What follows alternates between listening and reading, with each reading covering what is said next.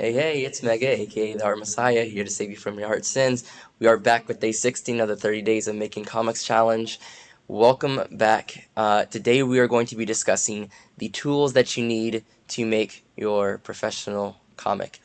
Now, I know when I was younger and I was trying to figure out how I could make a comic, I was so overwhelmed. I was so confused as to what the process was and what tools people were using to make these, beautiful pages. And so today I want to break that down for you guys, real simple. I want to show you the budget tools that you can use to make your comic. And honestly, you can do this, you can make comics pretty much for free. You don't need any of these expensive tools that you see some of these other artists on YouTube using. Honestly, including myself, you don't have to create it digital. You don't have to have expensive software. I'm going to show you guys how to do this for free, both traditionally and digitally as well. So let's go ahead and jump right into it. So I pulled up a bunch of different references and resources for you guys to get started in finding the tools that you want to use. And the very first thing that you want to kind of look at is going to be your paper. Okay, so there's different types of paper that you can use. In the manga industry, they have a certain kind of paper they like to use. In American comics, they have a certain kind of paper that they like to use. However, for beginner artists, any kind of paper is fine. You can draw it on scrap paper, copier paper, as long as the paper is blank and you can use your tools on it. That's going to be fine. Um, a personal favorite for manga artists is this deleter paper, and it's because it has the rulers and the guidelines right on it. You can find this on Amazon, and for this one it's 40 pages and it's only $11. So if you're trying to get some of those like aids, you can use something like that. Okay, so the piece of paper that you're going to draw on is kind of one thing that you're going to have to select. But on top of that, you are going to figure out how you want to make the finished artwork. For most professionals, they break it up into two stages. You have a penciling stage and you have an inking stage. So for the penciling stage, sometimes people will choose different colors to do the penciling in. And the only reason they do this is that if you use a blue pencil, they used this back in the day because the scanner or the printer would not pick up the blue that you drew with. So that way they could get the cleanest inks possible. So you can go out there and you can get a blue pencil to do that work, but it doesn't matter as long as you have a pencil and you can erase those lines and you can sketch, you'll be fine.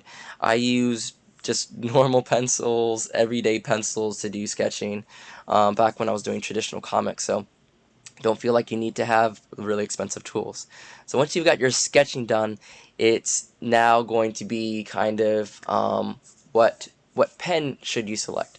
I've used these Micron pens. I know Mark Crilly does. I know a lot of different artists on YouTube that use the Microns, and they use them for inking.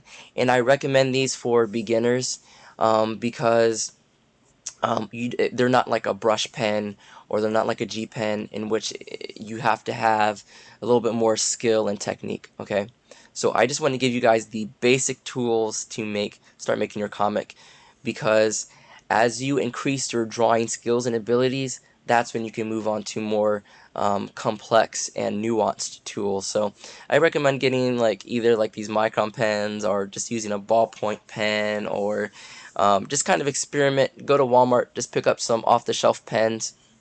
Um, my favorite stores to get both paper and pencils are places like Hobby Lobby, Michaels. I know a lot of areas will have at least those stores. And then if not, you can go to your Walmart and just pick up basic stuff. You don't have to have a micron pen to be able to ink and to make good comics. It doesn't matter what the tools are. You just need to have something which you can draw with, and um, you need something that you can practice with. And really, any pen will do. Like, trust me on that. So now you have your pencils and your pen and your inks, right, to create the final lines of your artwork. I'm going to keep on just talking about traditional for now, you might want to think about, okay, is this going to be colored?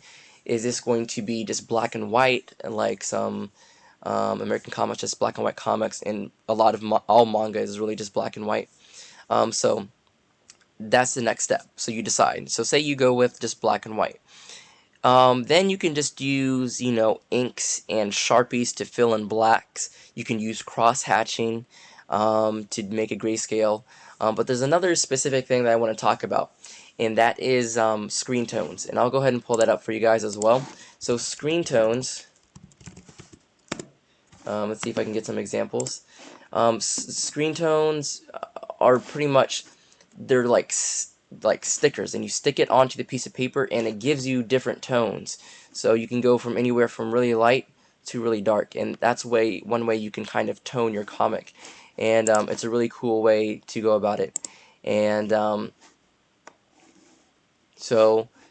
if you're looking into really get that manga style, they use what's called screen tones to do a lot of those in-between tones. They don't go through and actually make those dots themselves. I thought they did, but they use these little sheets of paper, and they kind of cut it out and they paste it on, and they blend it into their artwork. Okay, so that's one way you can add tone. If you want to do color, I recommend markers or watercolor. Not a lot of comics use watercolor, but you can definitely use watercolor. I know a lot of people use what's called Copic markers, and I'll go ahead and show you guys that as well.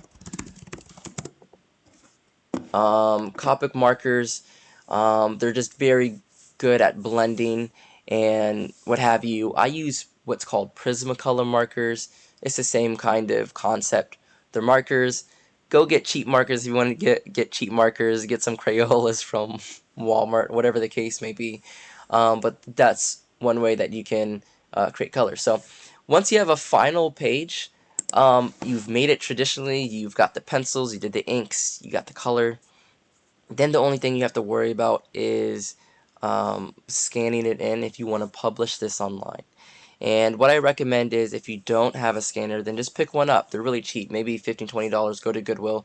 If you don't have money to pick one up, then ask your parents. If they don't have one, use a library. If they don't have one, then you can always make use of your school, your high school, middle school, whatever school you're at. They're gonna have a scanner, and I'm sure they would let you use it if you're creating art and you want to scan it in. Go talk to your art teacher.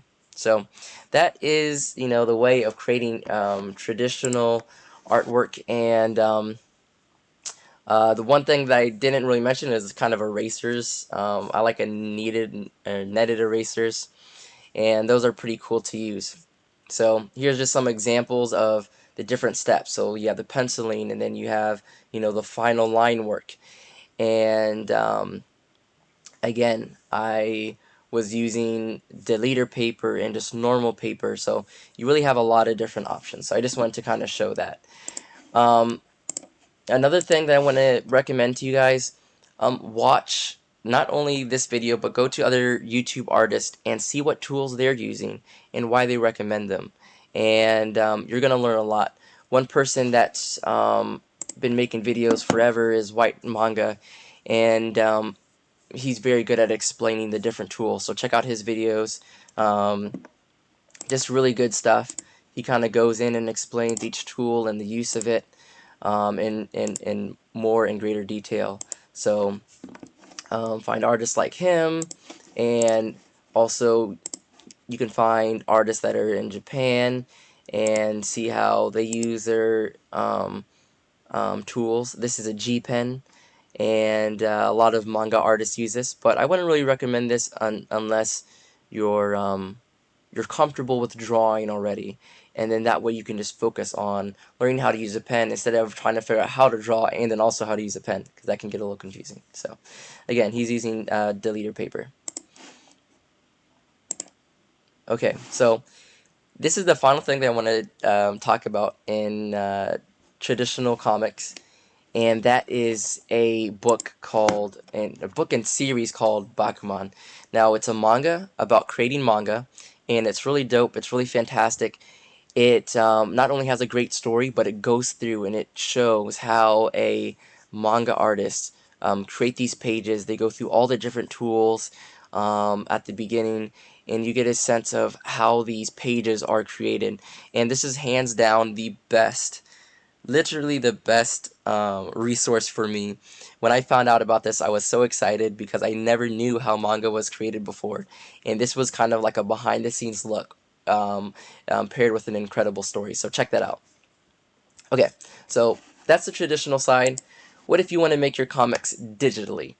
I recommend getting a drawing surface.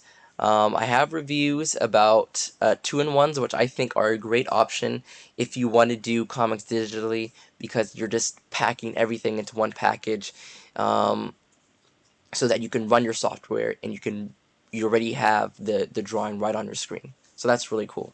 But if you're not going down that route and you want to maybe save some money, say you already have a computer, you can pick up like a Wacom tablet. I would just buy one off of like eBay, and get an older version and get it for cheaper. Okay, so once you've got your Wacom tablet, here's my favorite free software. This is incredible, guys. You don't need to get Photoshop to create beautiful artwork. I've used this, and it's just buttery smooth. It's got all kinds of different brushes. You can port the brushes that you have in Photoshop into here if you've already used Photoshop. You can create custom brushes. Just amazing for creating comic pages. I can get into it more if you want in a later video, but I'm going to start wrapping up this video for now. But I just wanted to show you guys both traditional and digital, and how professionals create these comic pages. Those are the tools. Okay, so we'll jump into next video how to use these tools to begin to learn to draw everything and anything. So be on the lookout for that video. I'm going to be uploading Monday, Wednesday, Friday now, and that gives me some space in between to edit and put these videos together. But in the meantime, in the comment sections down below, tell me what your favorite art tools are, and tell me if you're doing traditional art or you're working with digital, the digital medium. So I look forward to hearing your guys' responses. Thanks for checking out this video, and I'll be back with another one. And also, thanks to all my subscribers. It's been awesome making these videos and getting some feedback. And thank you for all the commenters as well. But I'll be back with another video real soon, and peace.